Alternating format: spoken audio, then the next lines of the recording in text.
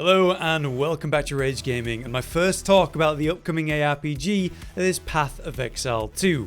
Chances are you're like me and you've played Diablo 4 and you felt a bit let down by the tidal wave of core issues that game has. Despite that, I did enjoy my experience and maybe you did too. You just wanted more depth to those systems, to your options, and to be honest, maybe a finished game at release. For example, most builds for Diablo 4 and the classes, they don't work properly to this day. The main concept of a Necromancer is to summon, revive the dead, and that does not work even now in Season 2 in a relevant way. It's crazy. And while it's true that Diablo 4 is really improving, Season 2 has been a big success. It also never should have launched in the state that it did. Wouldn't it be nice if there was a game that was comparable to Diablo 4, but made by a team and company who kind of want to release a good game? Primarily their main focus is to make a good game and make it better, not make a game that is making the most money. Well, if you wanted that, you've probably heard of Path of Exile, which is finally getting its sequel soon.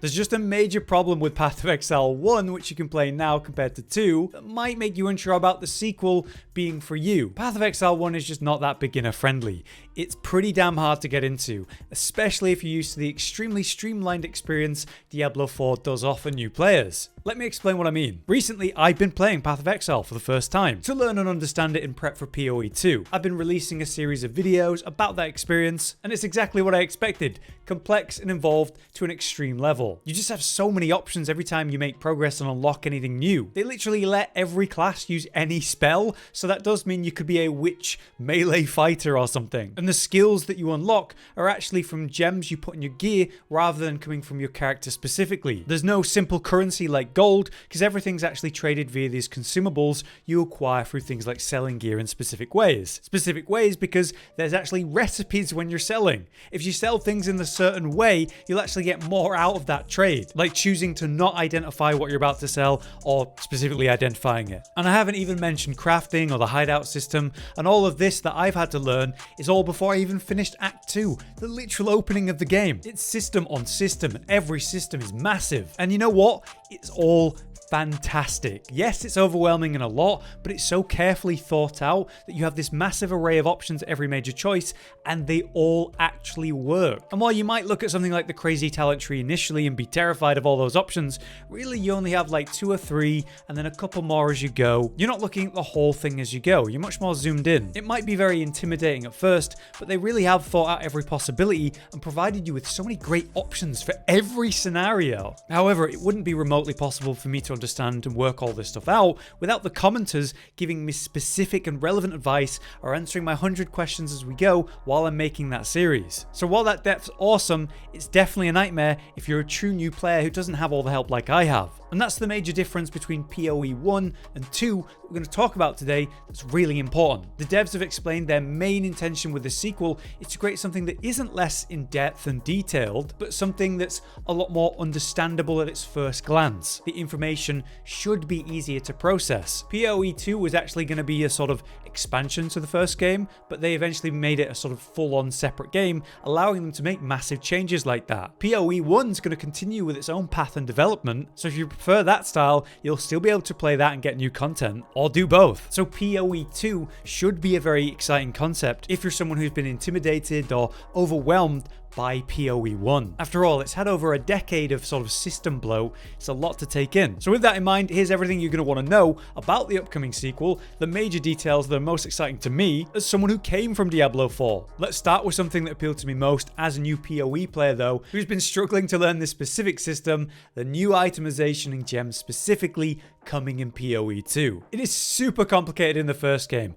but way simpler in this new one. In PoE 1, you'll often complete a quest and get a choice of a bunch of different gems, providing new skill options. You make your best choice and then slot that gem into a slot in your gear, so green gem into green slot. At that point, you now have access to that skill, but only while it's equipped in a piece of gear that you're currently wearing. In PoE 2, they're doing a new gem system where you've got uncut versions of gems, allowing you to choose from any skill in the game, cutting the gem into the shape that you're going to want. want. It'll create something suited to the stage and level you're currently at, while support gems have also changed. Instead of carefully placing support gems in a chain of link slots in the right color in each and every piece of gear, the support gems go directly into the skill gems themselves, which is a massive reduction in what you need to understand to get support gems working, or even understanding what's powering what. On top of that, we have the new weapon specific skills, where weapons have skills baked into them. As you equip them, you can now use that skill. In the example they gave of this, it was a spell that allowed a triple cast of the next spell you were going to use, which is neat. And while that was also completely free to cast, the exchange was this weapon skill actually had a cooldown, which isn't normally a thing in PoE. So weapon skills do seem strong, but limited in their own new ways. All of that's great, but one massive change in design for these things is the way that you use skills and why. A core concept that's been explained to me via that new player series I'm doing is that in PoE 1, builds center around usually one main skill that you power as much as possible. So your answer to every situation is that main skill every time. In PoE 2, they want us to use a much greater variety of skills for different reasons, rather than relying on one core skill all the time. They mentioned this with, say, support gems. They want less universal support gems that go into like every damn chain you have. They want support gems that work only for specific types of skills and builds. To the extreme point where every skill can now be a 6th link in PoE 2, at least that's what I heard during the PC gaming documentary. The dumbed down explanation of what I've just said is this. Normally you have your main skill supported by 5 support gems in PoE 1, because you can only really get away with 1 6th link, maybe 2 in PoE 1. In PoE 2, it seems they want many skills to basically reach their maximum potential, so there's a very strong reason to use all of them, since they're all going to be really strong, allowing you to use a variety of spells for different reasons and situations, rather than one skill every time always. This was literally said by the games director. They want you to have skills you use occasionally, swapping for a variety of them often. He specifically said they've tried to rip down every main barrier that was preventing players from using a variety of skills in the first game. So that's really exciting to me. Apparently crafting also created a major issue with the way players are also long-term interacting with loot drops. I've only just started to dabble in crafting in my young PoE 1 journey, but according to Jonathan Rogers, the crafting system created something he calls a travesty. Players at a certain point seem to completely stop picking up items that were dropping in favor of only crafting perfect items using resources instead. So they want people to, fight something tough, get a drop, and that actually matter again. So they're taking steps with that gameplay loop, it would seem. But overall, you can see how they're hyper aware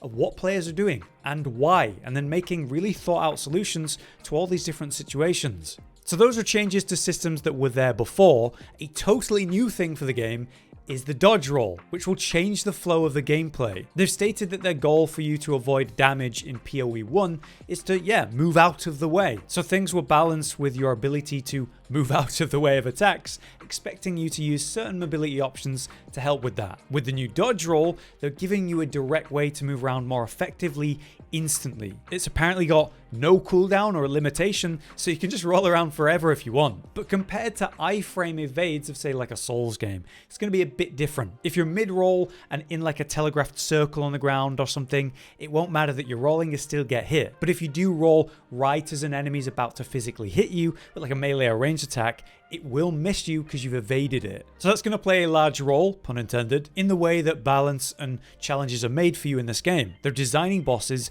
expecting you to use roll to avoid damage, outside of just using it to move around when necessary. On top of that, in that documentary in the PC gaming show, we heard that you're going to be able to use the roll to interrupt something you're currently doing, so you can cancel a cast by rolling instead of finishing it, letting you avoid getting stuck in place when you needed to move. Also, incredibly, they said bosses are going to be doing the same thing, interrupting their own attacks to do multiple things at once, which sounds really cool. So the dodge roll is going to change a lot of the way they design combat to be played, and we'll all be learning that together when we get to play it. Or speaking of other new mechanics that have lots of implications, when showing off that new class recently, the Mercenary, they talked about how they were inspired by shooter games to work in a class of this nature, meaning because of this class, they implemented the ability to use WASD to move instead of click to move, and they made it so every class can do that, which is going to be really interesting for an isometric, ARPG, meaning you can aim and fire independent of your movement, opening up new possibilities, such as firing and moving, while say channeling some rapid fire shots on new combined mechanics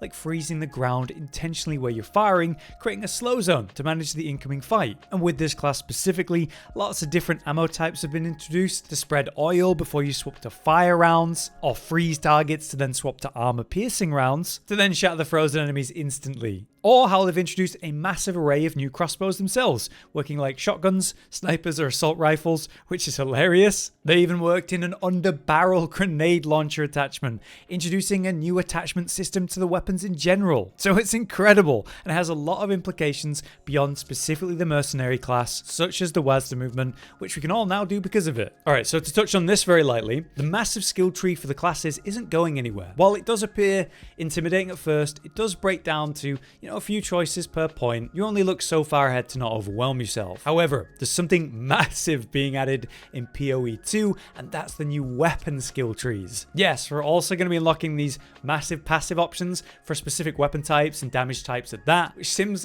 absolutely mad to keep track of. And it all ties into the new weapon switching, so let's go straight into that. Weapon switching is also changing in PoE 2. It's something that leaves me a bit confused why it's even there in PoE 1, and it turns out I'm not the only person that thinks that. So I can equip two sets of weapons, right? Maybe one weapon is a two-hand weapon, then I swap to like a sword and shield. These weapons have different slots, so they need to be gemmed differently, upgraded separately. And all that's very taxing, especially if you're going to try and make it work like low level. It's impossible. I'm already fighting for my life with resources that I have. There's no way I'm going to be able to do it with another weapon setup. I just don't do it, and it seems most people don't. This is what they're trying to address. In PoE 2, you're going to be able to set specific skills to use specific weapons you've got equipped, auto swapping, and they're also going to have passive skill points for each weapon slot, so you can level one thing and another at the same time. To explain that, they gave us a nice example during the recent Exile Con. Their example to show us how this works was using a Sorcerer type that's using two staffs. One has cold spell levels in it,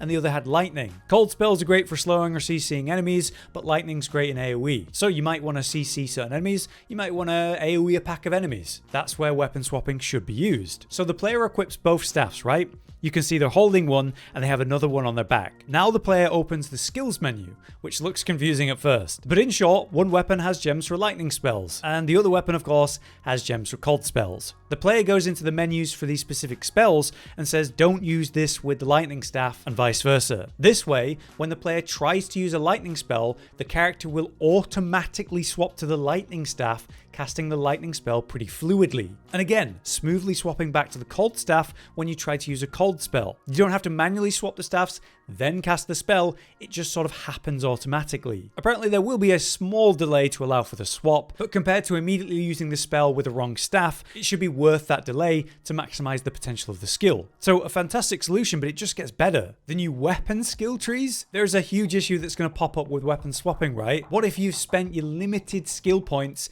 into cold spells? Why would you ever use lightning spells or that lightning staff if you're not powering that up by comparison? Well, that's why they've given us two separate pools of points to spend tied to each weapon type or damage type. So you can level one weapon and focus cold passives, while leveling the other weapon focusing lightning passives at the same time. They give us a live view of what that looks like when you swap from one weapon to the other while looking at the skill tree, and you can see how it lights up the different passives as they do it. This is so smart, so aware of what will happen when they make a big change, so thought out. Obviously it works in all cases, so maybe you're running like a melee weapon and a ranged weapon together. It's not just element spells specifically. So weapon swapping is going to be very relevant in PoE 2's gameplay, it would seem, since they've made it very functional and rewarding. These types of builds are being called hybrid builds to my understanding, so we might be doing a lot of that. But let's come to the last couple topics. At this point, you might be wondering, what can you play in PoE 2? Well, in Diablo, you got 5 options right now: Barbarian, Rogue, Druid, Sorcerer, and Necromancer, of which most of them have a few builds that work in the meta, and most that still need serious work. In PoE 2, there's going to be at least 12 classes to begin with, which is just insane. You've got Warrior and Marauder for the Strength type, Huntress and Ranger for Dex. Intelligence classes are Sorceress and Witch. Then we have Mercenary and Duelist for the combo of Strength and Dex, Druid and Templar for Strength and Intelligence, and finally Monk and Shadow for Dex and Intelligence. That is such a massive roster of options that all come with their own skill trees, right? And then you got the weapon skill trees on top, and the fact that we'll be weapon swapping, so maybe hybrid builds, and there's still going to be the endgame specs, the ascendancies on top. So very clearly, there's still going to be a lot of depth, that's for sure. You might be wondering about endgame content cycles too. In Diablo 4 we have seasons, of which we've had 2 so far. Season 1 was not good, while Season 2 was really good. And you've got to give credit to Diablo on that. Season 2 was very clearly their all-in attempt to sort of redeem the game and get it back on track. They added a ton of new content. The new powers were fantastic. They addressed a lot of the feedback they got. You had way more stuff in Season 2 than what is normally expected in a season for an ARPG. But I also can't imagine they're going to keep up that insane pace and amount of new stuff per season. I feel like they were forced to go that hard, and Season 3 is probably going to be drier on new stuff compared. But if they were able to keep that amount of new stuff coming, would be very good for the game. Anyway, Diablo seasons last roughly 3 months, which is roughly also how long Path of Exile's leagues will last. So much like Diablo, you'll create a seasonal style character, starting from level 1 again. You start with nothing, but get to partake in whatever new systems they've added in that league. And during that, this also gives them a chance to make changes to the current balance of the game. So much like in Diablo 4, it might open up new ways to build classes and so on. The just main difference here is, in Path of Exile, they're changing the meta, while Diablo 4 is making certain builds that were just useless actually work. It just takes them a few seasons to get there. But seasons or leagues or whatever you want to call them, they do keep the life of a game fresh and encourage you to try new things, new builds, or even new classes. In terms of when can we play PoE 2, well, the release is still not yet known. It seems the first closed beta will be on June 7th in 2024, but we currently don't seem to know how to get access to it, but I imagine at some point we'll be able to sign up for it. Though initially for PoE 1, apparently their betas were accessed through purchasing a sort of supporter pack. The game was a lot smaller then, so it might be different, but with the free-to-play model, there's a good chance that it'll go the same way. I'm sure an open beta will eventually happen after like one or a few rounds of closed betas though, so we'll see. But yeah, those are just some of the main things I wanted to know about PoE 2 as a new player to PoE 1 and a sort of refugee of Diablo 4 if I was being dramatic. You know, specific topics for that type of person, of which I imagine there's a bunch of us. So I hope this was useful and interesting to you and gets you excited for PoE 2. I'm really enjoying my time with PoE 1 though, as hard and as complicated as it is. And if you'd like to learn more about that, you can check out my series where I'm learning the game and comparing it in various ways to Diablo 4. There is more topics we could talk about when it comes to PoE 2, and they've revealed a lot so far, but this is my first touch on the topic itself. For now though, I've been HotA, you've been you. Thanks for watching, and I'll see you next time. Josh, Cotton, and Hollow with the videos, dropping the humor like a hammer on your tippy toes, bringing entertainment on a daily arrangement to take our insanity and turn it into entertainment. Yes, I said entertainment twice, to reiterate that it is nice to look into your faces on a mostly daily basis when you let us in your homes to make the whole world a stage. Goodbye.